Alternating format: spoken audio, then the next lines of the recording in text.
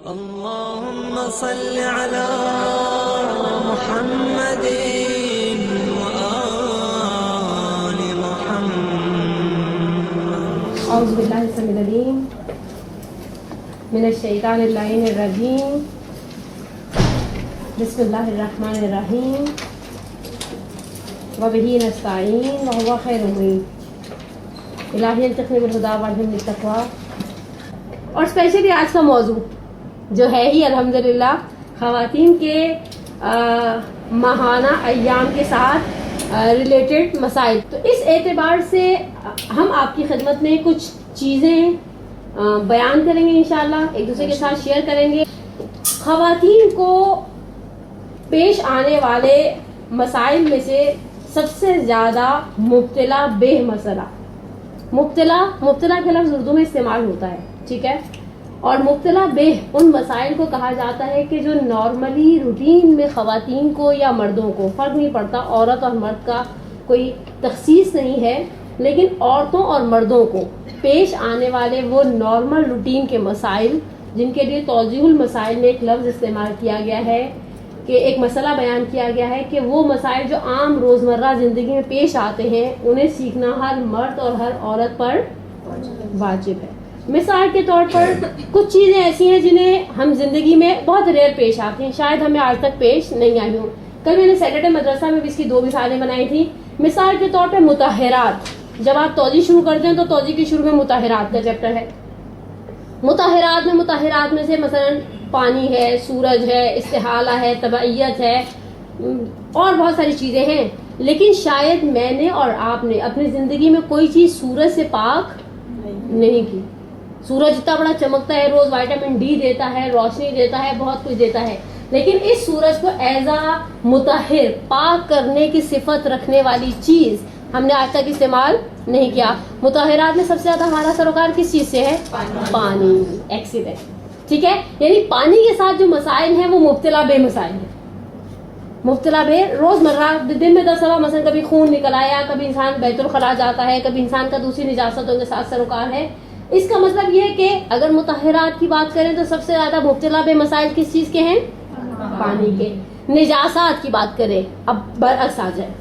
فرض کریں مثال کے طور پہ ہم میں سے بہت سو نے شاید کبھی سوائے ٹی وی کے چینلز کے سور کو قریب سے دیکھا بھی نہیں ہوگا.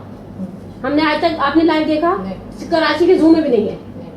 کراچی کے زو میں بھی نہیں. اگر آپ کو میری بات پہ شک ہے، ویڈنسڈے کو خواتین کا دن ہوتا ہے، یہاں سے پکڑے رکشہ اور چل پڑے، آپ کو وہاں زو میں سور نظر نہیں آئے گا. اب سور کے ساتھ ریلیٹڈ جتنے فقہی مسائل ہیں وہ ہمیں کبھی پیش نہیں آئے. لیکن اس کے برعکس خون ایک ایسی نجاست ہے کہ انسان کا اکثر و بیشتر اس سے سروکار رہتا ہے. اور اگر اس چیز کو تھوڑا سا آگے لے کر آئے، اسی چیز کو، کہ کچھ مسائل ایسے ہیں جو مبتلا بے ہیں پیش آنے والے، کچھ مسائل ایسے ہیں جو مبتلا بے نہیں ہیں، ہمیں آج تک پیش نہیں آئے. کل میں نے ایک اور مثال بھی سیٹرڈے مدرسہ کی بچیوں کو دی تھی. ایک ایسے طیارے میں انسان بیٹھ جائے جو زمین کے گرد گول گول گھومتا ہے. آپ دیکھیں، آپ کی 2 بڑی مرکزی عبادتیں ہیں، ایک نماز ایک روزہ. ایک نماز ایک روزہ. اچھا، اس نماز اور روزے کا بہت بڑا لنک ہے سورج کے غروب ہونے سے اور طلوع ہونے سے. اگر آپ کسی ایسی چیز میں بیٹھ جائیں جہاں سورج کے غروب ہونے کی اور طلوع ہونے کی بحث نہیں ہے، آپ اپنی نماز کا کیا کریں گے؟ ٹھیک ہے، آگے چلیں. آپ اپنے روزے کا کیا کریں گے؟ ٹھیک ہے. اچھا، مزے کی بات ہے، ہم نے آج تک کسی ایسی چیز کو قریب سے دیکھا ہی نہیں ہے جس کے اندر بیٹھ جائیں تو ہم زمین سے اتنا دور چلے جائیں کہ ہمیں سورج کی مدار کی گردش سے کوئی سروکار نہیں رہے. یا اس سے بھی زیادہ ایک ہلکی مثال خواتین کے ساتھ ریلیٹڈ بناؤں. آپ نے ایک لفظ بارہا سنا ہوگا، پڑھا ہوگا، کانوں سے گزرا ہوگا، ٹیسٹ ٹیوب بیبی. لیکن آپ نے کیا ٹیسٹ ٹیوب بیبی سے پیدا ہونے والا کوئی بچہ اپنے سرکل میں دیکھا؟ یقینی سی بات ہے ہمارے اطراف میں بے اولاد مومنین اور مومنات ہوں گے، لیکن ان بے اولاد مومنین اور مومنات کے پاس ہم نے ٹیسٹ ٹیوب بیبی نام کی کوئی چیز نہیں دیکھی. لیکن فقہی مسائل ہر چیز پر موجود ہیں. پھر آپ کو کہیں پر بند گلی میں کھڑا نہیں کرتی کہ آپ کھڑے ہو جائیں گے آپ اللہ میاں کیا کروں، تو اللہ کی طرف سے کوئی حکم نہیں ہے. ہر جگہ آپ کے لیے ہر فقہی باب کے اندر فقہی مسائل موجود ہے. اب اگر اس چیز کو ہم خواتین کے ساتھ مخصوص کر دیں اور کہیں کہ خواتین کو پیش آنے والے مسائل میں سب سے زیادہ سر فہرست مسائل کس چیز کے ہیں، اور اگر ہم اسے تھوڑا سا خواتین کے فقہی مسائل کی طرف لائیں عورت کے جسم سے خارج ہونے والے خون، عورت کے جسم سے خارج ہونے والے خون، اس کی یہاں پر فقہاء رضوان اللہ تعالی علیہم اجمعین نے 5 مثالیں بنائی ہیں. لیکن سب سے پہلا خون جسے فقہاء نے بیان کیا ہے، نقل کیا ہے، جو 5 خون بیان کیے ہیں، وہ ہے خون استحاضہ، اپنی 3 اسپیسیفک کنڈیشنز کے ساتھ. استحاضہ پہلی کیٹیگری خون کی. دوسری نفاس، وہ خون جو بچے کی پیدائش پر یا خدا نخواستہ مسکیریج ہونے کی صورت میں جسم سے خارج ہوتا ہے.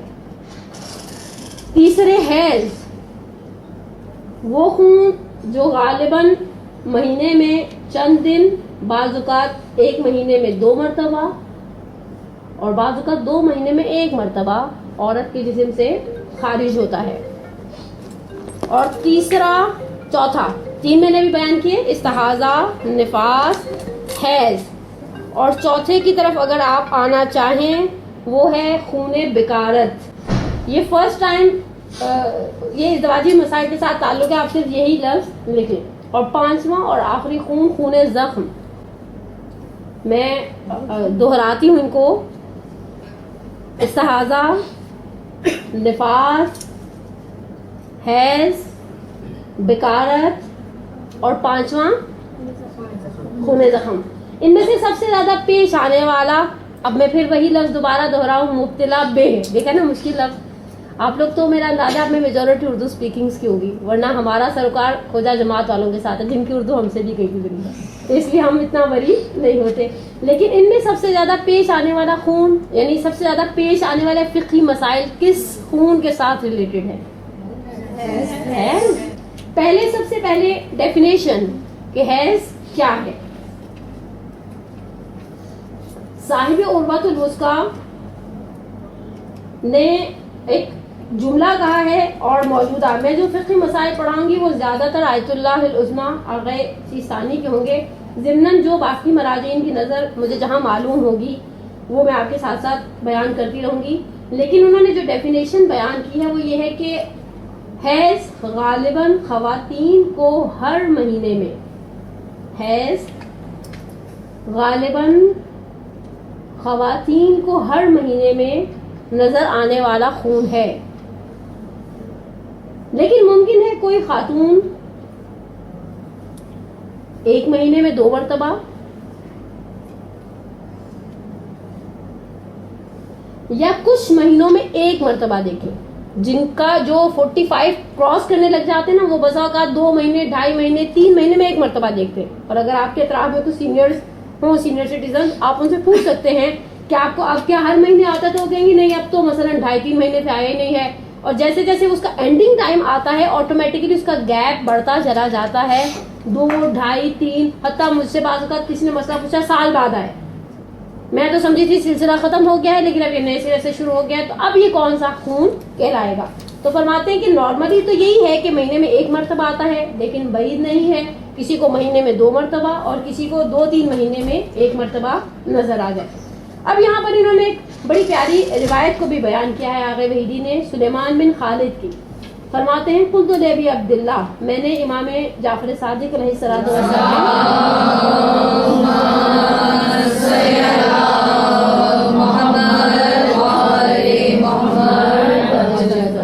میں نے امام صادق علیہ السلام سے پوچھا کہ خدا مجھے آپ پر قربان کر دے، کیا ممکن ہے کہ ایک عورت ایکسپیکٹ کر رہی ہو، بیبی پریگننٹ ہو، حاملہ ہو، اور اسے حیض بھی نظر آئے؟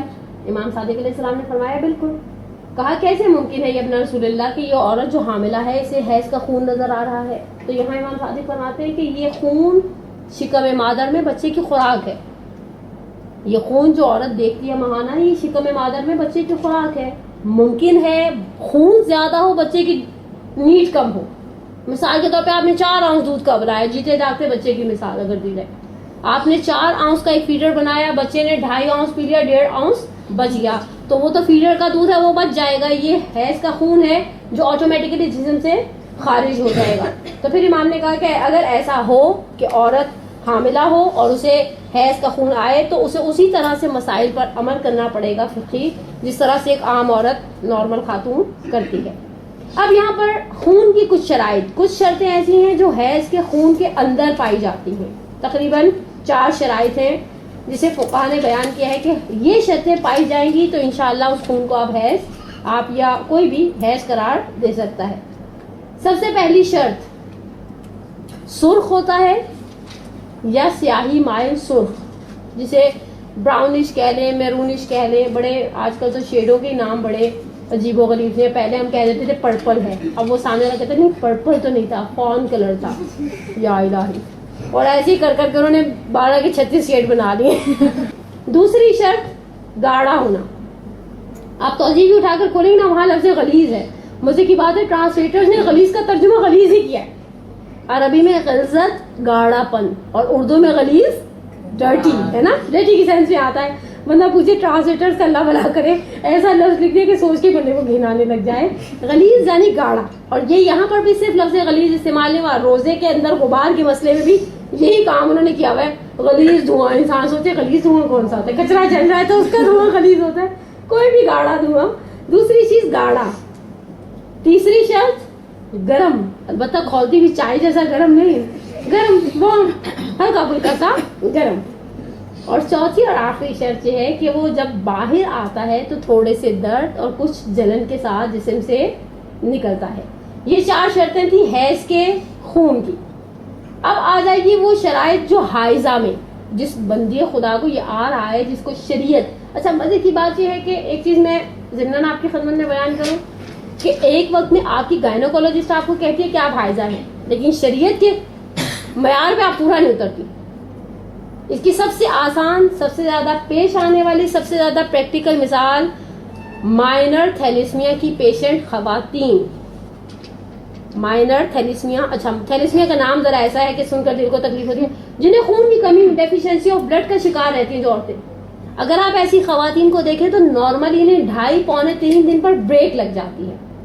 آپ بے شک کسی گائنوکولوجسٹ سے پوچھ سکتے ہیں، ایسی خاتون جسے خون کی کمی کی شکایت ہے، ایسی بندی خدا جسے مائنر تھیلیسمیا ہے یا کوئی بھی ایسا پرابلم ہے، وہ 2.5 پونے 3 دن تک خون دیکھتے، اس کے بعد خون ایک دم کلیئر ہو جاتا ہے۔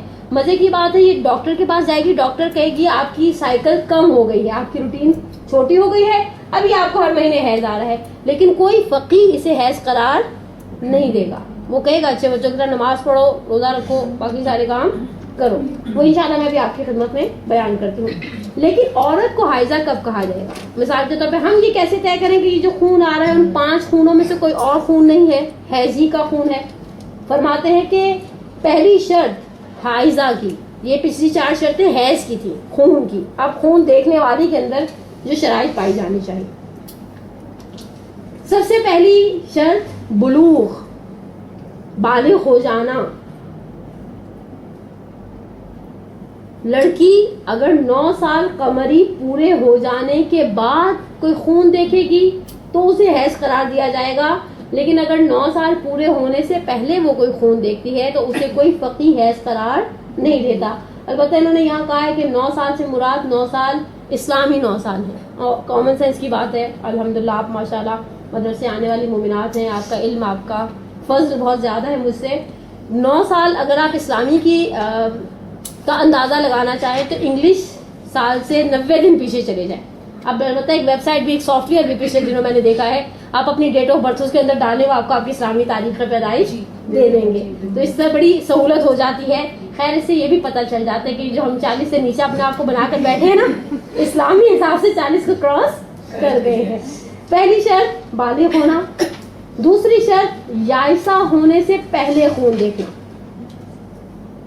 یائسہ، یائسہ یاس سے نکلا، اردو میں بھی لفظ یاس استعمال ہوتا ہے نا امیدی کی سینس میں۔ یہ مرزا غالب والی اردو ہے میرے بچوں، آج کل ایسی اردو کو استعمال نہیں کرتا، لیکن یائسہ یعنی نا امید ہو جانا۔ اب اس عورت کو بچے کے یعنی اب یہ عورت، اس عورت کے بارے میں کوئی اندازہ بھی نہیں کر سکتا ہے کہ اس کا بچہ پیدا ہوگا، اور ایک عمر کا حصہ ایسا ہوتا ہے کہ جہاں پر جا کر اب یہ خواب و خیال والی باتیں لگتی ہیں کہ اچھا ان کے ہاں ہیں کیسے، ایسے بس سمجھ جائیں، یعنی اتنی عمر عورت کی زیادہ ہو گئی ہے کہ اب کوئی بیچارہ امید نہیں رکھتا کہ ان کے یہاں بچہ پیدا ہوگا. یہاں پر فرمایا کہ عورت کے اندر 2 چیزوں سے نا امیدی پیدا ہو جائے. ایک حیض کے آنے سے, مثال کے طور پر فرض کریں ہمارے درمیان جن کی دادیاں زندہ ہیں تو ہمیں دادیوں سے ایسی کوئی امید نہیں, کامن سینس کی بات ہے.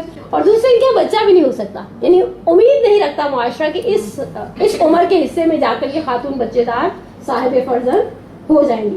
البتہ یہاں انہوں نے ایک معیار بنایا ہے آیت اللہ خوئی اور امام خمینی کے حساب سے کہ سیدانیاں جو خواتین باپ کی طرف سے نسب کے اعتبار سے سید ہیں وہ 60 سال قمری پورے ہونے پر یائسہ ہوتی ہیں. یہ آیت اللہ خوئی اور آغا امام خمینی کا نظریہ ہے.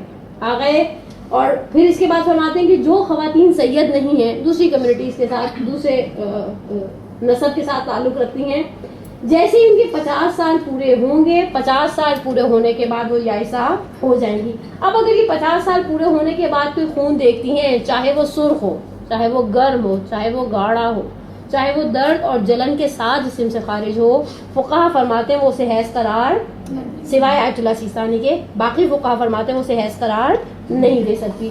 پھر یہ کہتے ہیں کہ ہم کس طرح سے میجرمنٹ کریں, اندازہ لگائیں کہ میں 50 سال کی, میں سے مراد ناٹ مائی سیلف, 50 سال کی ایک غیر سید عورت 50 سال کی ہو گئی ہے تو فرماتے ہیں کہ 50 سال قمری اسلامی 50 سال ایکول ہیں 48 ایئرس 179 ڈیز کے. یعنی اگر آپ کے پاس اپنی انگلش ڈیٹ آف برتھ ہے, اگر آپ کے پاس اس سافٹ ویئر کی بھی محتاجی نہیں رہے گی نا ہمیں, ورنہ تو ہمیں سافٹ ویئر انسٹال کرنا پڑے گا اور پتہ کرنا پڑے گا ہم کتنے سال کے ہو گئے. یہاں پر کہتے ہیں جیسے کہ آپ کے 48 سال اور 179 79 بنتا نا, اور پھر فرماتے ہیں 60 سال جو سیدانیاں ہیں ہمارے درمیان قابل احترام اولاد صدیقہ کبریٰ. بہرحال بہت احترام ہے سادات کا اور بڑی سخت روایتیں ہیں. آپ حسن ابتہی صاحب کے انوار زہرا اٹھا کر دیکھیں, اس کو پڑھنے کے بعد دل چاہتا ہے آپ ہر سید کے سامنے کہیں جی مائی باپ آپ فرمائیں, آپ بیٹھ جائیں, ہم کھڑے رہ گئے ہیں. اور آغا امام قانی نے اتنا عجیب جملہ کہا ہے میرات الکمال میں, کہتے ہیں اولاد کا حساب علماء کا سا نہیں ہے کہ بے عمل اور با عمل, اولاد اولاد ہوتی ہے. تو جو جناب فاطمہ کے ساتھ وابستہ ہیں, جو پیغمبر کے ساتھ جن کا نسب اتنا خدا نے شرف دیا ہے, ان کے 60 سال پورے ہوتے ہیں 58 سال 77 ڈیز اور 12 گھنٹے. اس کے بعد وہ پھر یائسہ ہو جائیں گی. بس یائسہ کا سن 58 سال 58 years 77 days and 12 hours. Okay, اب یہاں پر فرماتے ہیں کہ یائسہ, میں نے ابھی آپ کی خدمت میں صرف مرحوم امام راحل امام خمینی اور آیت اللہ خوئی کا نظریہ بتایا تھا. آغا سیستانی فرماتے ہیں عورت سید ہو یا غیر سید مطلقاً 60 سال میں یائسہ ہوتی ہے. آیت اللہ سیستانی کے نزدیک اتنا ڈفرینشیٹ نہیں کیا آغا نے سیدانی اور غیر سیدانی کو. فرماتے ہیں کہ سید ہو یا غیر سید, یہ 60 سال میں یائسہ ہو جائے گی. اور پھر فرماتے ہیں کہ اگر 50 سال پورے ہونے کے بعد 60 سال پورے ہونے سے پہلے ایک غیر سیدانی عورت ایسا خون دیکھے کہ اگر وہ 50 سال سے پہلے دیکھتی تو 100% کہتی اس کے اندر ساری وہ علامتیں ہیں جو حیض کے اندر پائی جاتی ہیں. میں اس مسئلے کو تو دوبارہ کلیئر کرتی ہوں. اگر آیت اللہ سیستانی کے نزدیک اگر ایک عورت جو سید نہیں ہے, ان کے نزدیک سید ہو غیر سید ہو سب 60 سال میں ایسا ہوگی, ٹھیک ہے. اب پھر انہوں نے بیچ میں سے ایک پتلی گلی نکال دی اور اس پتلی گلی کے اندر ان عورتوں کو ڈال دیا جو عورتیں سید نہیں ہیں, اور ان کے اوپر ایک ریسٹرکشن لگائی. فرمایا یہ 20 کے 10 سال 50 سال سے لے کر 60 سال تک. الحمدللہ آواز نکلنے لگ گئی آپ لوگوں کی, ٹھیک. لیکن فرماتے ہیں آغا سیستانی وہ خواتین جو سید نہیں ہیں ان کے لیے ایک الگ سے پابندی. اگر یہ 50 سال پورے ہونے کے بعد 60 سال پورے ہونے سے پہلے اس 20 کے 10 سال میں ایسا خون دیکھیں کہ اگر یہ 50 سال سے پہلے دیکھتی تو فوراً کیا کہتی یہ خون حیض ہے. اچھا اس کے اندر ایک بات یاد رکھیں, حیض کا مسئلہ آپ اول سے آخر تک دیکھیں, اطمینان ذاتی کی بہت بحث ہے. یہ دوسرا سخت لفظ ہوا. پہلا لفظ میں نے کیا مشکل استعمال کیا تھا, مبتلا بے, ٹھیک ہے. یہ دوسرا لفظ اطمینان ذاتی, میرا اپنا ذاتی اطمینان. اچھا یہ صرف حیض میں نہیں, یہ ہر جگہ پر ہے, یہ صرف یہاں نہیں ہے, یہ آپ کو 10 جگہ ملے گا. میں آپ کو ایک دوسرے مسئلے کی مثال دیتی ہوں تھوڑی دیر کے لیے, اس والے مسئلے کو سائڈ پہ رکھ کر. مثال کے طور پر فقہ میں ایک مسئلہ ہے کہ اگر عورت کو یہ اطمینان ہو جائے کہ کوئی اسے لذت والی نگاہ سے دیکھ رہا ہے, اس کو چہرہ چھپانا واجب ہے. آپ کو کیسے پتہ چلے گا؟ بولیے اندر سے اچھا صرف سگنل نہیں آتے بلکہ میں نے اس دن بچیوں کو ایک جملہ کہا کہ اگر آپ بس میں سفر کر رہی ہیں لوکل ٹرانسپورٹ میں پبلک ٹرانسپورٹ میں آپ آگے کھڑی ہیں کبھی ایسا ہوتا ہے کہ جو سیٹ نہیں ملتی ٹھیک ہے آپ آگے کھڑی ہیں پیچھے 40 لوگ بیٹھے ہیں اور ان 40 میں سے کوئی ایک آپ کو فوکس کر رہا ہے گرچہ آپ کی نظر اس سے نہیں ٹکرا رہی لیکن آپ کو یہ فیل ہو جائے گا کہ سم تھنگ رانگ اسے کہتے ہیں اطمینان ذاتی اچھا جس طرح سے اطمینان ذاتی وہ نگاہ کے مسئلے میں ہے کہ کوئی آپ کو غلط نظر سے دیکھ رہا ہے اللہ نے اگر یہ حس نہ رکھی ہوتی تو یہ مسئلہ بھی نہ ہوتا مزے کی بات ہے اللہ نے یہ حس رکھی ہے اسی طرح سے اس حیض کے مسائل کے حوالے سے اللہ نے ایک حس رکھی ہے اطمینان ذاتی مجھے یقین ہو آپ کو یقین ہو ہم سب کو یقین ہو کہ اگر یہ خون 50 سال سے پہلے کی عمر میں 35 میں 37 میں 42 میں دیکھا جاتا تو دیکھنے والی خاتون کہتی مجھے کیا آیا ہے بس ختم تو آغا سیستانی فرماتے ہیں یہاں پر وہ احتیاط کی بنا پر وہ سارے کام انجام دے گی جو اس مستحاضہ کو انجام دینے پڑتے ہیں نماز پڑھے گی روزہ رکھے گی باقی سارے کام کرے گی عبادتوں کو انجام دے گی اور تروک حائض وہ ساری چیزیں جو حائض پر حرام ہیں ان کو چھوڑ دے گی سوائے نماز اور روزے کے مزے کی بات ہے نماز بھی حرام ہے حائضہ کے اوپر تو یہ وہ 10 سال کی ڈیوریشن ہے جسٹ اکارڈنگ ٹو آیت اللہ سیستانی دامت ذلہ العالی ان خواتین کے لیے جو سید نہیں ہیں اور 50 سال سے 60 سال کے درمیان خون دیکھتی ہیں یہ ہو گئے ہماری دوسری شرط پہلی شرط کیا تھی بلوغ دوسری کیا تھی جائز ہونے سے پہلے تیسری آ جائے تیسری یہ سب سے کریٹیکل شرط ہے آپ اسے چھوٹا سا گھر جا کر نا جب نوٹس پڑھیں تو ہائی لائٹر استعمال کریں اسے تھوڑا سا ہائی لائٹ کر لیں کیونکہ وہ پچھلی 2 شرطیں ایسی ہیں جو نارملی پیش نہیں آتی ہیں نارملی 6 سال کی بچی کو کوئی خون کا سلسلہ نہیں ہوتا اور نارملی 60 سال اور 50 سال کے بعد والی کہانی بھی کم ہوتی ہے لیکن یہ چیز ایسی ہے جس کے اندر بہت ساری مومنات جھول میں مبتلا ہوتی ہیں غلطی کرتی ہیں اس کے اندر سب سے زیادہ سلی مسٹیکس پائے جاتے ہیں 3 دن سے کم نہ ہو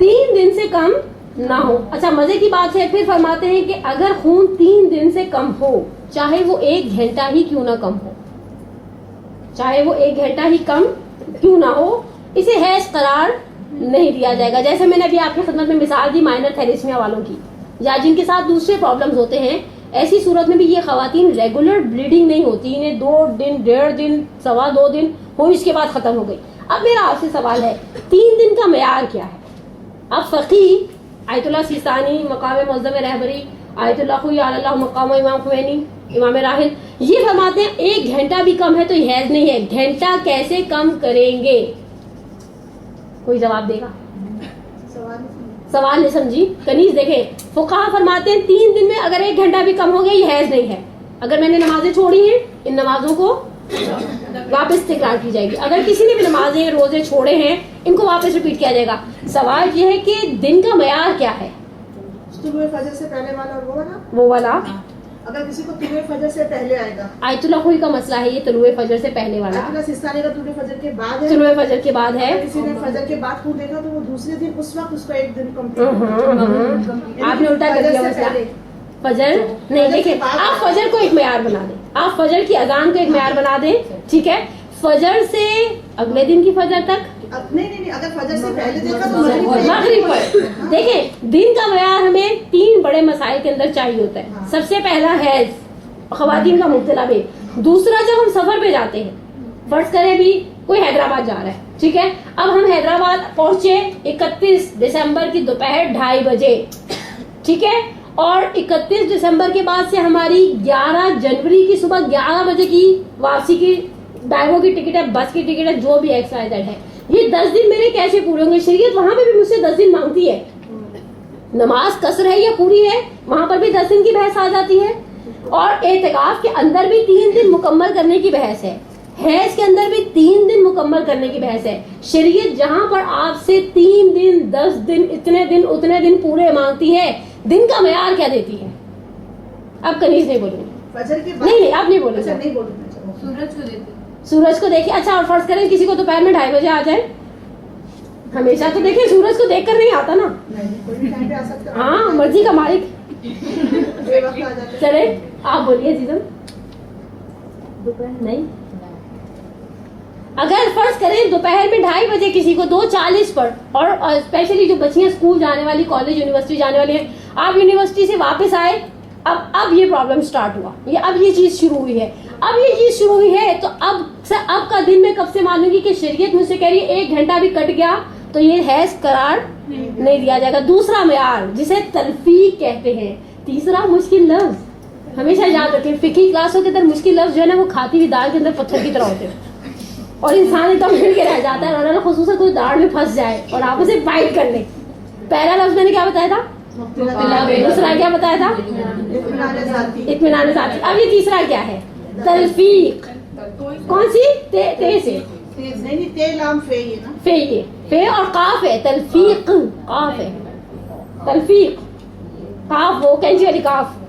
اب دیکھیں ذرا زمانہ ایسا ہو گیا کہ ہمیں فقہ کے اندر یہ بھی بتانا پڑتا ہے کینچی والی قاف یا دوسرے والی قاف. ٹھیک ہے, تلفیق میں 24 آورز کا ایک پیکج, 24 گھنٹے مکمل.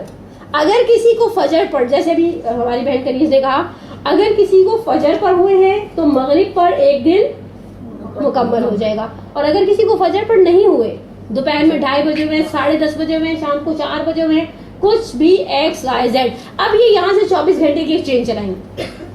اور یہی چیز اگلے مسئلے میں بھی آپ کو کام آئے گی نا, 10 دن مکمل ہونے میں. یہ صرف ایک مسئلے کے ساتھ ریلیٹڈ نہیں ہے, دنوں کا حساب. یہ آپ کا دوسرا مسئلہ سر پہ کھڑا ہو جائے گا, ابھی اس کو پورا کروں گی تو اس کے اندر گھس جاؤں گی. سوال یہ ہے کہ اگر کسی کو 10:30 بجے آ رہے ہیں منڈے والے دن, 10:30 بجے منڈے سے 10:30 ٹیوزڈے 10:30 وینسڈے, اور اگر یہ 9 بجے تھرسڈے کو رک جاتے ہیں تو یہ 3 دن پورے نہیں ہوں گے. ایک چیز ہو سکتی ہے اگر اندر میں ہو تو, ہاں وہ میں ابھی آگے بیان کرتی ہوں. اندر میں ہونا اصل 3 دن کے اندر باہر نکلنے کی شرط نہیں ہے, وہ تو پھر جب وہ بھی میں آگے آپ کی خدمت میں بیان کرتی ہوں. لیکن اگر یہ دوبارہ آ جائے, فرض کریں یہاں پر تھرسڈے کو صبح 9 بجے اسٹاپ لگ گیا, بالکل ختم ہو گیا, ختم ہونے کے بعد آپ بہنا باہر نکلنا تو معیار نہیں ہے.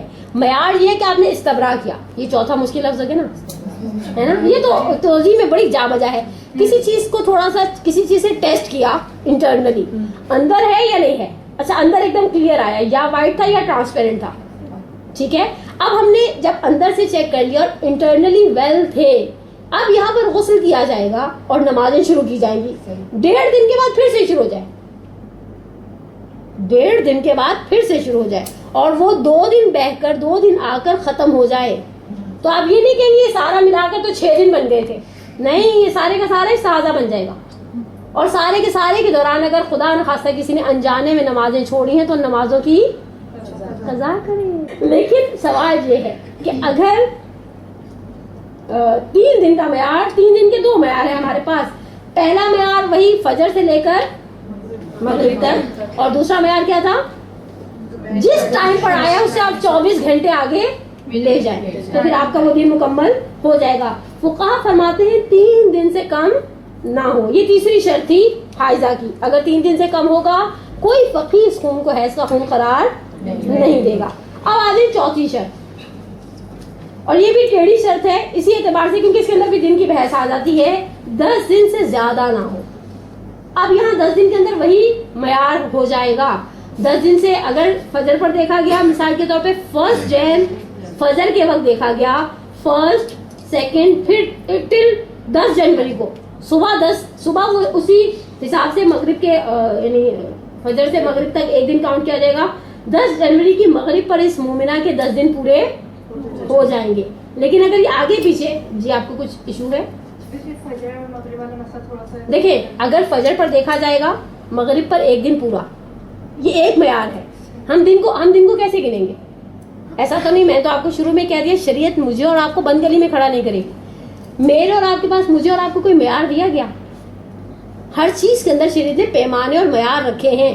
مثال کے طور پہ یہ جو خواتین, مجھے اس دن ایک مومنہ بوتیک کا کام کرتی ہوں بتانے لگی کہ میں نے کہا آپ کیسے جج کرتی ہیں فوراً کہ یہ A نمبر کا سوٹ اور یہ B کاپی ہے گل احمد کی, ثنا سفیناز کی. تو انہوں نے کہا کہ ہمارے پاس ایک پیمانہ ہوتا ہے. انہوں نے کچھ کپڑوں کو ہاں کیا, اس کے بعد کہا کہ نہیں یہ 2 نمبر ہے. میں نے کہا اچھا بھیا آپ کہہ رہی ہیں ہماری باپ تو 2 نمبر مان لیتے ہیں. اب سوال یہ ہے کہ دنیا میں ہمارے پاس چھوٹے چھوٹے سے پیمانے ہوتے ہیں. ایک سیل فون ہوتا ہے, آپ کو پتا ہو تو یہ چائنا کا ہے یا جاپان کا, کوئی نہ کوئی تو اس میں کوئی نہ کوئی جو جانتا ہے. دیکھیں جو صاحب فن ہے وہ سیل ہاتھ میں لے کر بتا دے گا یہ 2 نمبر کا سیل ہے. ٹھیک ہے. اچھا سیل فون کے ساتھ ریلیٹڈ کام کرنے والے جو ریپیئر وغیرہ کرتے ہیں انہیں اندازہ ہے کہ یہ سیل فون 1 نمبر ہے 2 نمبر, ان کے پاس کوئی پیمانہ ہے. کپڑا اچھا والا ہے 2 نمبر کا ہے, میرے اور آپ کے پاس کوئی پیمانہ ہے. جو ہم گھر میں چاول پکاتے ہیں دال کے ساتھ پکانے والے چاول اور بریانی والے چاولوں کا پیمانہ ہے کر کے بتا دیتے ہیں پرانا چاول ہے نیا چاول ہے, چاول دال کی طرح بیٹھ جائے گا. تو شریعت نے یہاں آپ کو کوئی معیار پیمانہ, جب خدا عز و جل آپ سے کہتا ہے 3 دن سے کم نہ ہو, تو میں تو خدا سے شارع مقدس سے سوال کرنے کا حق رکھتی ہوں 3 دن کیسے 3 دن. آپشن نمبر 1 فجر پر آیا, شریعت آپ سے کی فجر ٹو مغرب 1 دن. آپشن نمبر 2 فجر پر نہیں آیا, یہ دن کے کسی بھی حصے میں آ گیا. ٹھیک ہے. اب دوسرے میں پھر میں کون سا پیمانہ اپناؤں گی 24 گھنٹے والا. یعنی شریعت آپ کو دونوں راستوں کا ایک پرفیکٹ پوائنٹ دے دیا. آپ کلیئر ہو گیا الحمدللہ. اب آ جائیں 10 دن سے زیادہ نہ ہو. فرماتے ہیں کہ اگر کوئی خاتون 10 دن سے زیادہ خون دیکھے, جتنے دن اس کی عادت کے ہیں وہ تو بن جائیں گے حیض. مثلا کسی کی عادت 5 دن کی ہے, کسی کی عادت 4 دن کی ہے, کسی کی عادت 6 دن کی ہے, اور جتنا یہ اوپر چلا جائے گا یہ سارے کا سارا استحاضہ بن جائے گا. اور اگر کسی نے انجانے میں خدا نخواستہ اس ڈیوریشن میں نمازیں چھوڑی ہیں تو اب گھر جا کر توبہ بھی کرے اور نمازوں کی قضا بھی بجا لائے, کیونکہ حیض 10 دن سے زیادہ نہیں ہو سکتا. اور آخری شرط فقہا فرماتے ہیں پہلے 3 دن تک خون مسلسل موجود رہے. آپ جملے کی پہ توجہ رکھیے گا, بہنا شرط نہیں ہے, جسم سے نکلنا بھی شرط نہیں ہے, خون کا موجود ہونا ہی کافی ہے. فرض کریں پہلے 2.5 دن تک بہت پریشر کے ساتھ آتا رہا, پہلے 2.5 دن بہت پریشر کے ساتھ آتا رہا, بہتا رہا 2.5 دن پر بریک لگ گئی. اب آپ نے سوچا کہ وہ مسئلہ القائم میں سنا تھا 1 گھنٹہ بھی کم ہوگا تو یہ حیض نہیں رہے گا, استحاضہ بن جائے گا. نہیں, آپ کو انٹرنل چیک کرنا پڑے گا. اگر اندر موجود ہے تو اندر موجود ہونا کافی ہے, یہ حیض بن جائے گا. اور جب تک یہ اندر سے ویل نہیں ہوگا, یعنی غسل کرنے سے پہلے جو ایک بنیادی شرط ہے کہ انٹرنلی چیک کیا جائے, اگر خون ہے تو غسل کیا جائے گا, اور اگر 10 دن سے پہلے خون کے ہوتے ہوئے غسل کیا جائے گا تو وہ غسل باطل. چلو چھٹی, اب پھر نئی ایک ٹینشن کھڑی ہو جائے گی. اب یہاں تک اگر کوئی بات مبہم نہیں ہے تو میں تھوڑا سا آگے چلوں, چل پڑوں ایک صلوات پڑھیں محمد علیہ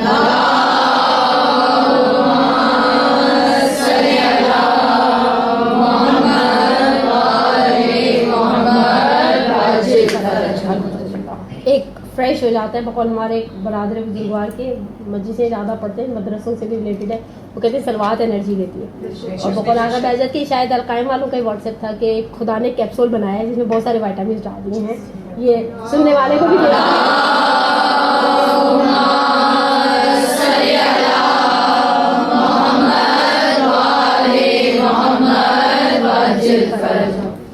سوال یہ ہے کہ جو خواتین باپ کی طرف سے اور ماں کی طرف سے بھی سیدانی ہے لیکن وہ 50 سال کے بعد حیض آنا بند ہو جاتا ہے, کیوں؟ جبکہ یہ تو آپ ان کو شریعت نے کھلا ہاتھ دیا ہے کہ 60 سال تک اسے حیض سمجھو, ورنہ تو فرق نہیں پڑتا. آپ مزے کی بات یہ کہ یہ چیزیں بہت دفعہ کلچر اور ماحول اور انوائرمنٹ پہ بھی ڈیپینڈ کرتی ہیں. آپ عراقی خواتین کو دیکھیں, ان کی بلڈ, ان کی ہائٹ, ان کے یہ مسائل وہ ہم سے بالکل الگ ہوں گے. ہماری ایک ماحول ہے, ایک سیٹ اپ ہے, اور انسان بہرحال خدا نے اس کے اندر اتنی جسے کہ نا فلیکسیبلٹی رکھی ہے پروردگار عالم نے. میں کبھی کبھی سوچوں جو 50 ٹیمپریچر میں بغیر اے سی اور بغیر اس کے رہتے ہیں نا, مر تو نہیں جاتے, اور جو -8 میں رہ رہے ہیں وہ بھی برتن دھوتے ہیں, کپڑے دھوتے ہیں, یا بیٹھے رہتے ہیں جم کے کہ ہم نے کچھ نہیں کرنا. میں نے میکسیمم -8 دیکھا ہوا, اس میں آپ کا کچھ کام کرنے کو دل نہیں جاتا. آپ کا دل چاہتا بیٹھ جاؤ, ہیٹر سے ہاتھ سیکتے رہو, اور کوئی فرشتہ آئے اور سارے کام کر کے چلا جائے. لیکن یہ تو بہرحال ایک دی ہوئی آسائش ہے. سادات کرام کے لیے ایک آسائش ہے کہ ان کے لیے ان کے پاس ٹائم پیریڈ زیادہ ہے. سب سے پہلے وہ چیزیں جو حائض پر بولے سب سے پہلی چیز وہ تمام عبادات جن میں طہارت کی شرط ہے. طہارت کے لیے بریکٹ چھوٹا سا بنائیں, طہارت کے اندر لکھیں وضو, غسل یا تیمم. آپ کا جملہ پورا ہو گیا. تو میں آگے چلتی ہوں. انہوں نے مثالیں دی ہیں جیسے نماز کے لیے آپ کو طہارت کی شرط ہے.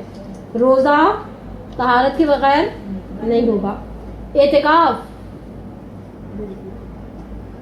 پھر فرماتے ہیں سوائے نماز میت کے اندر طہارت کی کوئی شرط نہیں ہے. حتیٰ اگر کسی پہ کوئی غسل پہ واجب ہے تو وہ جائے جا کر نماز میت پڑھ لے.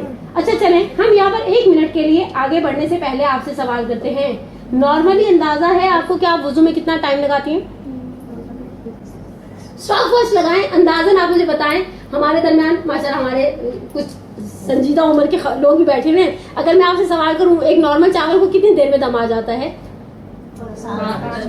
10 منٹ. ٹھیک ہے, اب میں آپ سے سوال کرتی ہوں ہمیں یہ پتا ہے کہ آٹا اتنی دیر میں گن جاتا ہے, فلانا کام اتنی دیر میں ہو جاتا ہے, واشنگ مشین کا ایک چکر اتنی دیر کا ہوتا ہے.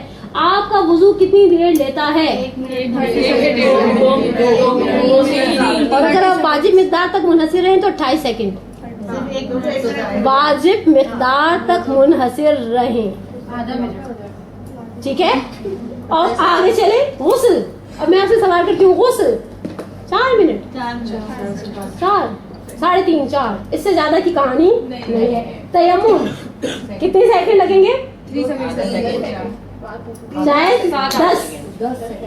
10 تقریباً, اس سے زیادہ ٹائم, کیونکہ ہمیں پتا ہونا چاہیے کہ اگر فرض کرے خدا نخواستہ کسی بھی وجہ سے ہمارا ایسے وقت پر یا تو آنکھ کھلی ہے کہ نماز جاری ہے, ایسے وقت میں آنکھ کھلی ہے, کسی ایسی سچویشن میں ہم کبھی کبھی پھنس جاتے ہیں کہ ہم نے وہ والی آستینیں پہنی ہوئی ہوتی ہیں جن کو آستینوں کو اس طرح سے وضو نہیں ہو رہا, تو انسان کے پاس ایک ریپلیسمنٹ کرنے کے لیے فقہی اعتبار سے ایک چیز رہے. خلاصہ پہلی وہ چیز جو حائضہ پر حرام ہے وہ تمام عبادتیں جن کے اندر طہارت سے مراد بریکٹ میں وضو, ایکسیلنٹ الحمدللہ, کی شرط ہے وہ حائضہ پر حرام ہے. لائک نماز, روزہ, طواف اور اعتکاف, اللہ نماز میت جو حائضہ بہت آسانی سے جسے انجام دے سکتی ہے. دوسری چیز جو حائضہ پر حرام ہے مس خط قرآن. خط قرآن یعنی قرآن کی کتابت جسے کہتے ہیں, لکھائی, خط لکھائی, لکھا ہوا قرآن. حاشیہ نہیں, حاشیہ دیکھیں. اب یہ دیکھیں یہ میرے آپ کے سامنے ہے, اگر تھوڑی دیر کے لیے قرآن بہت خدا کی عظیم کتاب ہے, لیکن اگر یہاں قرآن کی کوئی آیت لکھی ہوئی ہے یہ حرام ہے, یوں پکڑ لینا حرام نہیں ہے, ٹھیک ہے. خط قرآن کو مس کرنا اور خط قرآن کے ساتھ ساتھ خدائے عز و جل کے اسماء کو, چاہے وہ کسی بھی زبان میں لکھے ہو, فرینچ میں لکھا ہوا اللہ کا نام, یا جیسے ایک بڑی پرانی مثال ہے بہت ہی گھسی پٹی ہے, اب میں اس مثال کو دیتے ہوئے اکتاہٹ کا شکار ہو جاتی ہوں, کھائے بھی چونگم کھانے والی بات ہے, بٹ گاڈ از گریٹ بعض جگہ پر لکھا تھا. اب آپ کے لفظ اللہ تو نہیں لکھا, نہیں, یہ لفظ گاڈ از گریٹ کا مطلب اللہ کے لیے لکھا گیا یہ لفظ, ٹھیک ہے. اسے چھونا, اسماء صفات خاص سے خدا کو چھونا, صفات خاص سے خدا یعنی جو یہاں پر مثال دی گئی ہے وہ ہے خالق, رازق اور مثلا رحمان الرحیم, اس طرح کی صفات جو خاص خدا کی صفات ہیں. البتہ انبیاء ائمہ کے باب میں بعض فقہا نے احتیاط واجب لگا کر انہیں اللہ کے نام کے ساتھ ملحق کیا ہے. مثلا اللہ, نبی کا نام کسی پیغمبر کا اس میں گرامی ہے, حضرت مثلا عیسیٰ لکھا ہوا ہے, حضرت موسیٰ لکھا ہوا ہے, نبی کے نیت سے نام لکھا ہوا اسے بغیر وضو کے, بغیر طہارت کے چھونا, یعنی سوری بغیر وضو کے نہیں, حیض کی حالت میں یا غسل ڈیو ہو جانے کی حالت میں چھونا حرام ہو جائے گا. وضو کی بحث نہیں کر رہی, غسل واجب ہو جائے کسی پر تو اس کے لیے چھونا جائز نہیں ہے. اور احتیاط واجب میں ملحق کیے نہ خدا کے اور اسماء صفات خاص سے خدا کے ساتھ, ائمہ اور انبیاء. جی بولیے. اور یہ جو بچیوں کے جیسے پیپر ویپر ہوتے ہیں نا میٹرک میں اسپیشلی, تو اس میں تو قرآن یہ میں آگے بیان کر رہی ہوں. انہوں نے یہاں پر سوال کیا ہے کہ اگر فرض کریں ایسی کسی سچویشن میں انسان کو لکھنا پڑ جائے تو فرمایا کہ آپ لکھیں اس طرح سے کہ آپ کا ہاتھ اس لکھائی تک, مثلا دستانہ پہن لیں, یا بعض اوقات بعض لوگوں کو آپ دیکھیں بہت احتیاط سے لکھتے ہیں, ہاتھ کے نیچے یوں رومال رکھ دیتے اور پورا آیتیں کیا پوری سورہ انفال لکھ کر آپ کو دے دیں. لکھتے ہوئے تو ہاتھ نیچے جاتا ہے نا, دیکھیں ہاں اوپر نہیں جاتا, وہ نیچے جاتا جائے گا, ہم بہت, لیکن کبھی کبھی اطراف کے الفاظ انگلیوں کی ان پوروں سے ٹچ ہو جاتے ہیں. کبھی اگر آپ فرض کریں مثال کے طور پہ یہ جو مومنات اپنے کفن پہ بیٹھ کے جوشن کبیر صغیر لکھتی ہیں, اور لکھتی ہیں بھائی دوسروں کو بھی لکھ کر دیتی ہیں, تو وہ اس میں مس ہوتا ہے تقریباً. ایک جنرلی سی جو بات کر رہی ہوں, ممکن ہے آپ اتنی احتیاط سے لکھتی ہوں کہ آپ کا ہاتھ نہ ٹکراتا ہو، لیکن ایسی احتیاط سے لکھنے میں کوئی حرج نہیں ہے. یہ 2 چیزیں حرام بتائیں آپ کو. تیسری چیز وہ 4 آیتیں جن پر سجدہ واجب ہے. سورہ یہ عظیمہ عین سے لکھا جاتا ہے، عین سے یہ میم ہے عظیمہ، جن کے اندر واجب سجدے والی آیات موجود ہیں. الف لام میم تنزیل، حام میم سجدہ، سورہ والنجم اور سورہ علق، اقرا بسم ربک الذی خلق والی. سورہ الف لام میم تنزیل. آج میں آپ کو بھی پاروں کے نمبر بھی بتا دیتی ہوں. سورہ حام میم سجدہ، سورہ والنجم اور سورہ علق. 21واں، 24واں، 27واں اور 30واں پارہ. دوہراؤں؟ نہیں نا، ایک دفعہ اوکے. دیکھیں 4 سورے جن کے اندر وہ آیتیں موجود ہیں، جن آیتوں قرآن کے اندر ٹوٹل 15 سجدے ہیں، 11 مستحب سجدے ہیں، 4 واجب سجدے ہیں. ٹھیک ہے. اب یہ 4 واجب سجدے والی آیات کو پڑھنا حائضہ کے لیے حرام ہے. پہلی آیت ملے گی آپ کو سورہ الف لام میم تنزیل میں، دوسری حام میم سجدہ میں، تیسری والنجم میں اور چوتھی سورہ علق میں. پہلے سورے کا نمبر ہے 32، دوسرے سورے کا نمبر ہے 41، تیسرے سورے کا نمبر ہے 53 اور آخری سورے کا نمبر ہے 96. 21واں، 24واں، 27واں اور 30واں پارہ.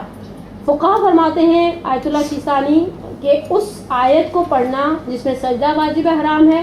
البتہ امام خمینی علیہ رحمہ نے کہا ہے کل آیت سورے کو پڑھنا حرام ہے، چاہے آپ اس کی بسم اللہ، چاہے آپ اس کا کوئی اور لفظ پڑھیں. یہ ہو گئی 3 چیزیں جو حائضہ پر حرام تھیں. اور پھر یہاں پر انہوں نے ایک ضمنی سا مسئلہ بیان کیا ہے کہ فرض کریں ہم نے وہ آیت نہیں پڑھی. کبھی کبھی ہوتا ہے ہم دورے قرآن میں بیٹھے، آپ نے دیکھا اب تو خواتین کی خیر ٹکی پارٹی ختم نہیں ہوتی کہ وہ دورے قرآن رکھیں، ورنہ ایک زمانے ماہ مبارک کے رمضان میں ہر کوئی 1 سپارے کی روز ایک اچھا آدمی بیٹھتا تھا، اسی بہانے غلطیاں نکل جاتی تھیں. اب فرض کریں ہم دورے قرآن میں بیٹھے ہیں یا کسی ایسی محفل میں، کسی بھی قرآنی محفل میں بیٹھے، ہم نے نہیں پڑھی لیکن سامنے والا لاؤڈلی پڑھ رہا ہے اور ہم بجے مہذب ہو کر بیٹھے. ہمارے ویسے سالے سال کی مجلسوں میں حشر نشر ہوتا ہے، کوئی ایسے انگلی لگا کر بیٹھی ہوتی ہے، کتنے بچے چھوڑ کے مرا. آپ بچوں کی فکر نہ کریں، آپ اپنے مرنے کی فکر کریں. کہ پرسوں میں نے کسی کو بڑا سخت حدیث سنائی، میں نے کہا پیغمبر کہتے ہیں اس وقت کو یاد کرو جب ناک کے سوراخوں سے کیڑے نکلنا شروع ہو اور پھر سارے جسم میں پھیل جائیں. ہم اس چیز سے ڈرتے، ہم سوچے ہم آئے تو ہمارے ساتھ فور ایور کا ایک ٹیگ لگا ہوا تھا، سب مرے گے ہم نے مرنا. اور کچھ لوگ تو تخت غسال میں میت کو دیکھ کر بھی ڈسکس کر رہے ہوتے ہیں. کھانے ہی نہیں، اتنی ہلکی بات نہیں ہے، سسرال والوں نے ڈالی ہوئی، ہم اپنی آنکھوں سے دیکھتے ہوئے اور کرتے بھی ہیں. ہائے ہائے یہ دیکھو ذرا، یہ تو 1 گرام کی ہوگی. اس طرح کی فکروں میں پڑے رہتے ہیں اور ان کو پھر یہ بھی ہوتا ہے کہ جنازے کے بعد بریانی کھلائیں گے یا قورمہ کھلائیں گے. کبھی کبھی انسان کو ایسے ایکسپیرینس کرنا چاہیے. انسان کل ہمارے ہاں ہمارے سولجر بازار میں جو خدا جماعت کا کمیونٹی سینٹر ہے وہاں پر کفن کا ڈیمو کلاس تھی اور ہم نے بڑے دوستوں احبابوں کو ہر کسی کو واٹس ایپ پر اس پہ شیئر کیا ہوا تھا. آپ کبھی پہن کر لیتے ہیں دیکھیں کیسا لگتا ہے.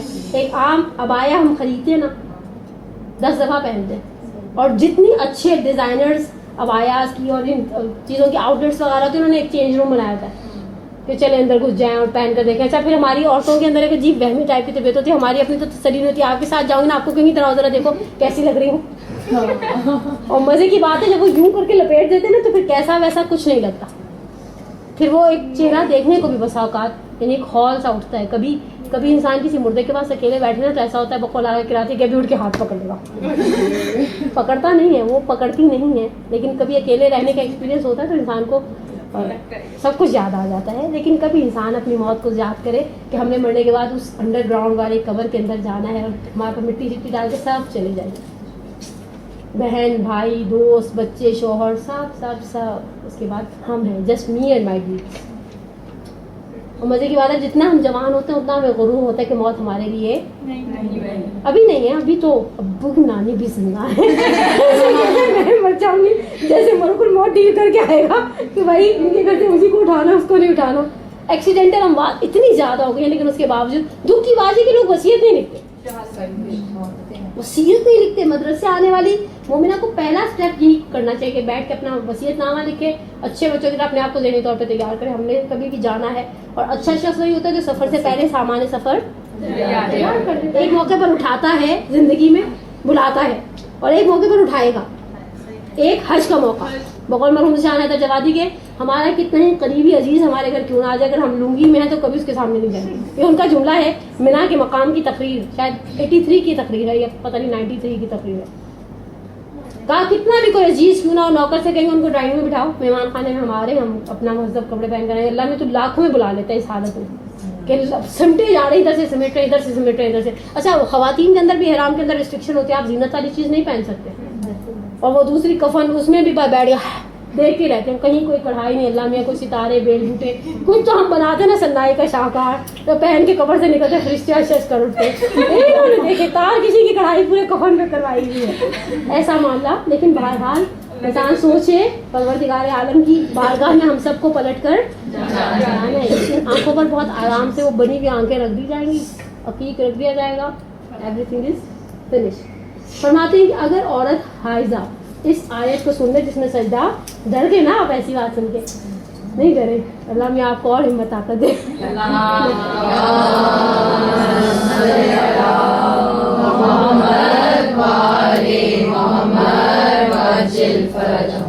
ذرا بھی ایک چیز ریپیٹ کر دیں، آیت اللہ خوئی کے نزدیک تھا نا پورا سورہ، وہ صرف 4 آیت، صرف 4 آیتیں آیت اللہ خوئی پلس آیت اللہ سیستانی. امام خمینی کے نزدیک ہے پورا سورہ، امام خمینی کے نزدیک ہے. اور اب مقام معظم رہبری کا مجھے مسئلہ ہی نہیں معلوم. فرماتے ہیں کہ اگر عورت اس سجدے کی آیت کو سن لے تو سجدہ کرنا اس پر واجب ہو جائے گا. مزے کی بات ہے یہ واجب فوری ہے.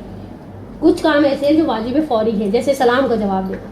اگر میں نے ابھی آ کر آپ کو کہا السلام علیکم، اب آپ گھر جا کر کے وعلیکم السلام، تو یہ وعلیکم السلام کاؤنٹ نہیں ہوگا، آپ کو اسی وقت دینا تھا سلام کا جواب. اب باسی کڑی کو ابالنے سے دوبارہ وہ فریش ہونے والی نہیں ہے، باسی ہو گئی.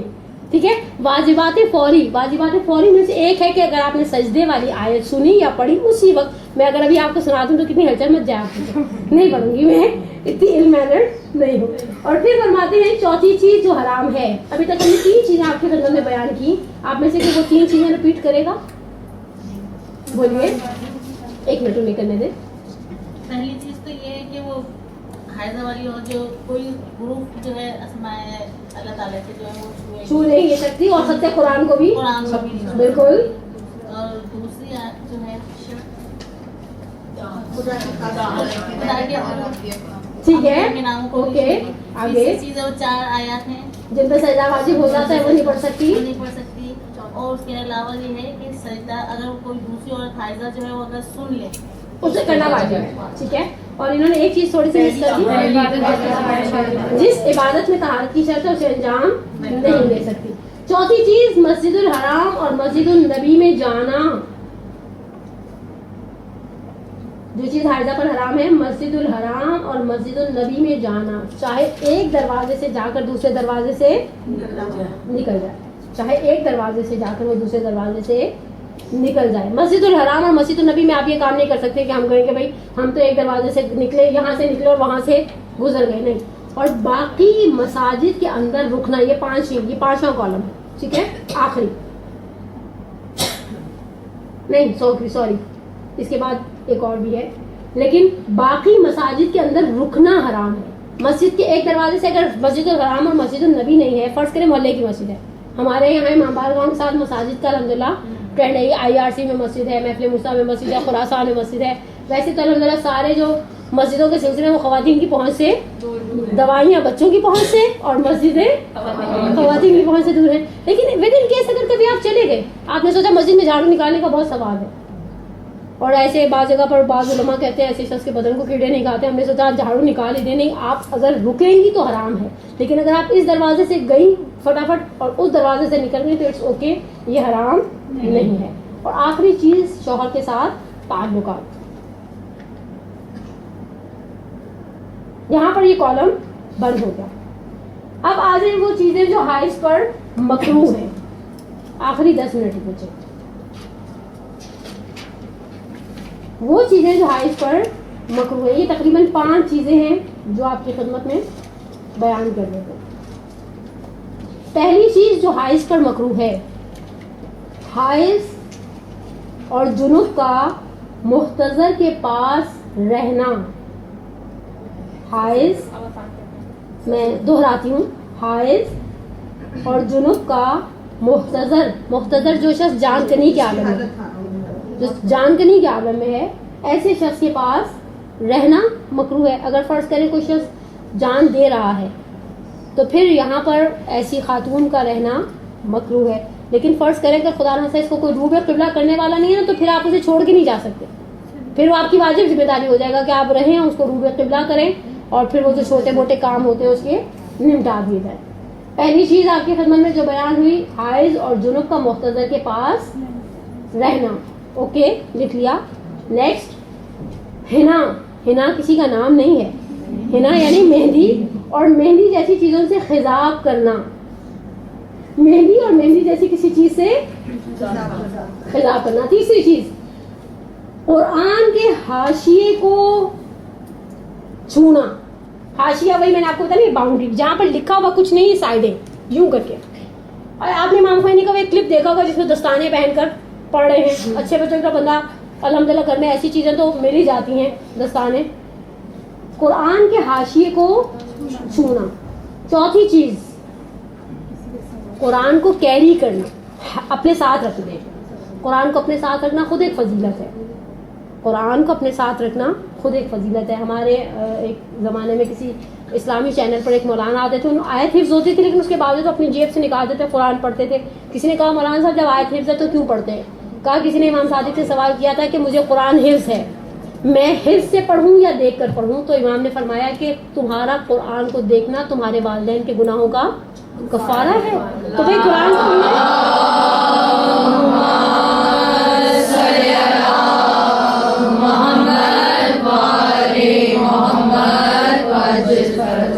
تو خود قرآن کو دیکھنا ثواب ہے. اسی طرح قرآن کیری کرنا, قرآن کو اپنے ساتھ رکھنا. حائض کے لیے مکروہ ہے کہ وہ اپنے ساتھ قرآن کو کیری کریں. ہمارے یہاں نارملی لوگ ویسے عام روٹین میں بھی کوئی قرآن کیری, ہم جہاں جاتے ہیں امام بارگاہ میں الحمدللہ سفر پہ جاتے ہوئے یا بیگ میں رکھا ہوا تو بھی ہے. یہ دیکھیں اصل لفظ ہے کہ ساتھ رکھنا, ساتھ رکھنا, پرس میں رکھا ہوا, ہاتھ میں نہیں. ساتھ رکھنا ہی کنیز وہ ساتھ رکھنا ہے. جی عزیزہ, اوکے جی بولیے. جیسے ریاض میں اگر مہندی کے بارے میں پوچھ رہی تھی کہ ہاتھوں پہ نہیں, خضاب کرنا. خضاب کرنے کا لفظ ہاتھوں پر لگانے کے لیے نہیں ہے.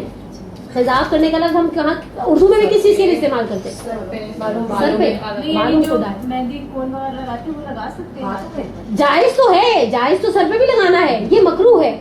یعنی اگر فرض کریں میں نے ثواب کی نیت سے مہندی لگائی, وہ والی مہندی والی مہندی, ٹھیک ہے, تو میرا ثواب لیس ہو جائے گا اگر میں نے حالت حیض میں مہندی لگائی. البتہ وہ بعض اوقات بعض ڈاکٹرز یا بیوٹیشینس کہتے ہیں کہ ہارمونس کے اندر ڈسٹربینس کر دیتا ہے, پیریڈس کے اندر ایک سائیکل ایسی ہوتی ہے, بعض اوقات بہت سارے کام ہوتا ہے, آپ ڈائی کروائیں تو ڈائی کا وہ رزلٹ نہیں آتا, اور آپ فرض کریں ریبانڈنگ کروانا چاہیں وہ رزلٹ نہیں آئے گا.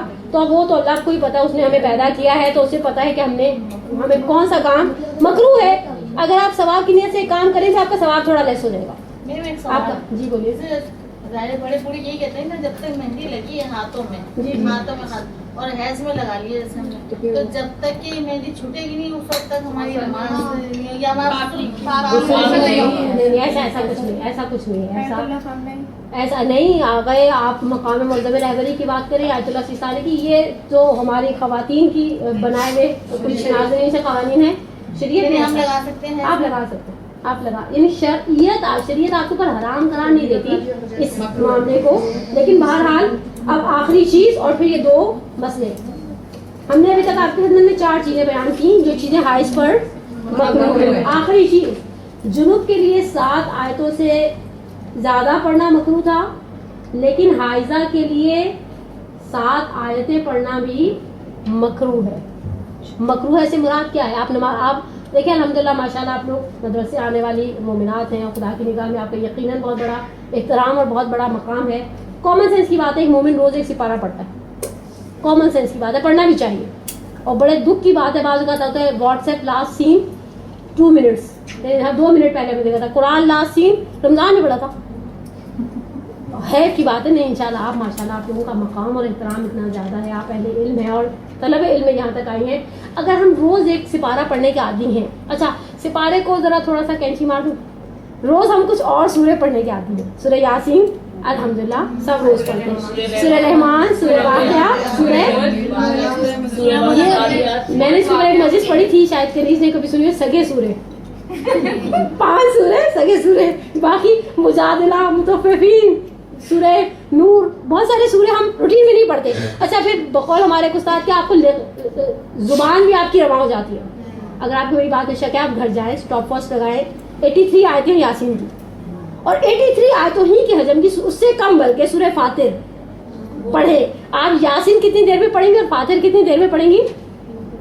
यासीन आपकी 3 मिनट में 4 मिनट में हो जाएगी और फातिर पे हिज्जे लग रहे हैं, जैसे वो छोटे बच्चों को यस्सुर कुरान पढ़ाते हैं 8 से 9 मिनट तो कहीं नहीं। हाँ 8 से 9 मिनट तो कोई नहीं। इसका मतलब है ये सूरा हमारी जुबान पे रवा नहीं है। अच्छा हम एक सूरों की रूटीन बना चुके हैं, ओके। अब शरीयत क्या मुझसे कहती है कि हम 6 दिन 7 दिन जितने भी दिन XYZ हमारी एक साइकिल है, हम कुरान को हाथ लगाना छोड़ दें तो शैतान तो बड़ा खुश होगा।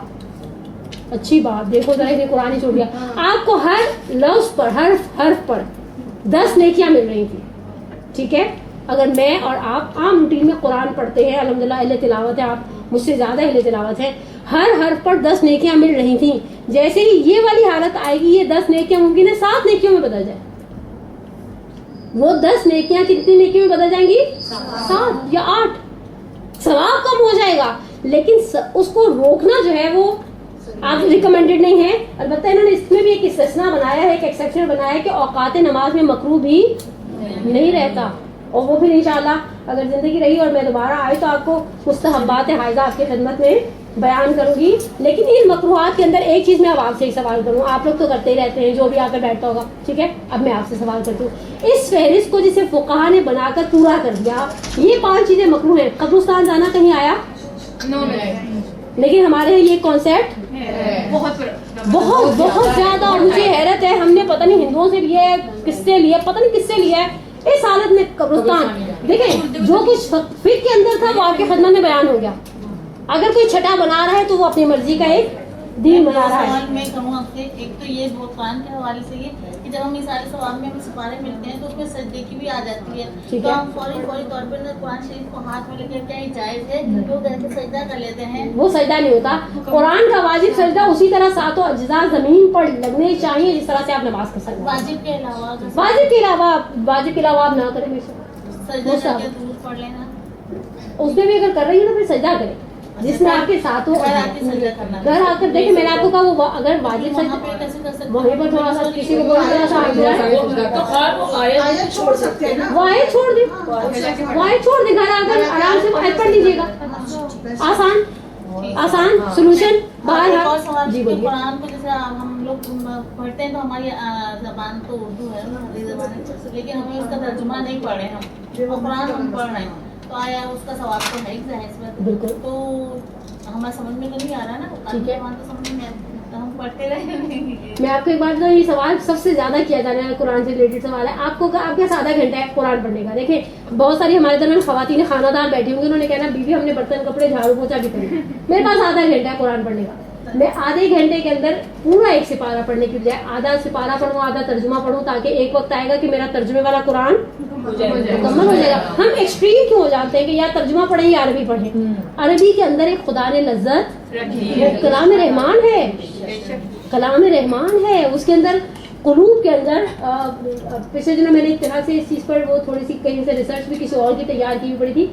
अल्फाज की ताकत कुरान के अंदर बहुत ज्यादा आउटस्टैंडिंग। और अभी समा वालों ने एक डॉक्यूमेंट्री भी सोशल मीडिया पर चलाई है कि बीमारों को सूरह मुबारक रहमान सुनाई जा रही होती है, तो सूरह रहमान सुनने से आपको तक़वियत क़ल्ब मिलती है। बहरहाल आप वो इन्होंने बहुत अच्छा सोल्यूशन दे दिया हमारी बहनों ने कि आप वो आयत छोड़ दें, घर आकर पढ़े, उसी वक्त सजदा। जी जैसे किसी के मैयत हो गई और उसमें जो दुआएं पढ़ते हैं तो ये 7 आयत से ज्यादा नहीं पढ़ सकते। पढ़ते देखिए, पढ़ती रहे, पढ़ ले, उसको भेज दे बेचारे को, वो ज्यादा नहीं ऐसा कुछ नहीं है। हाँ बिल्कुल आराम से पढ़े। अगर है रात को 8 बजे आएगा तो दिन का म्यार क्या होगा, अगले दिन 8 बजे बात खत्म।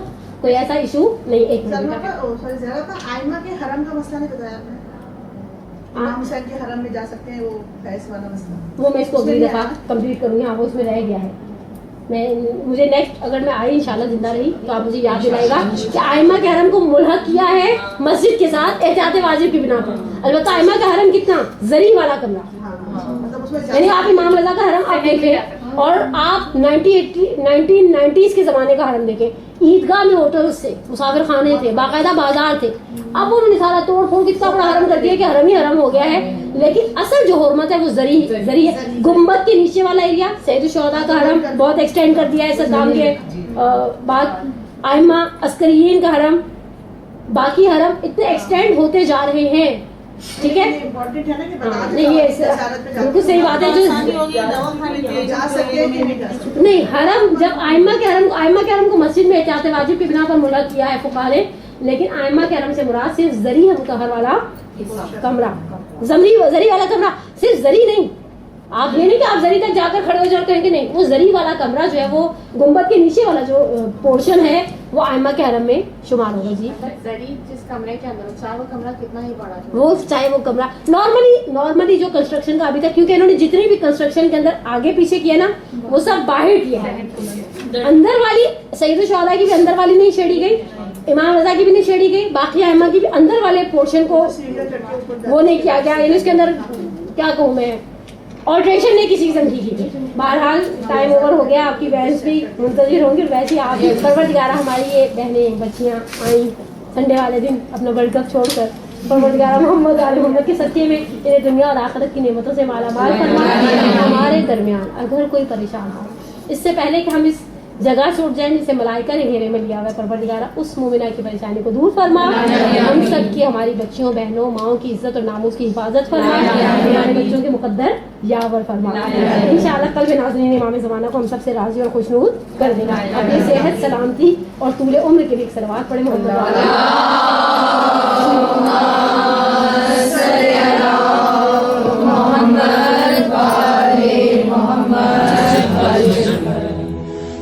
جل اللجن یا مولا اللجن اللجن اللجن اللجن اللجن اللجن اللجن یا صاحب السماء اللجن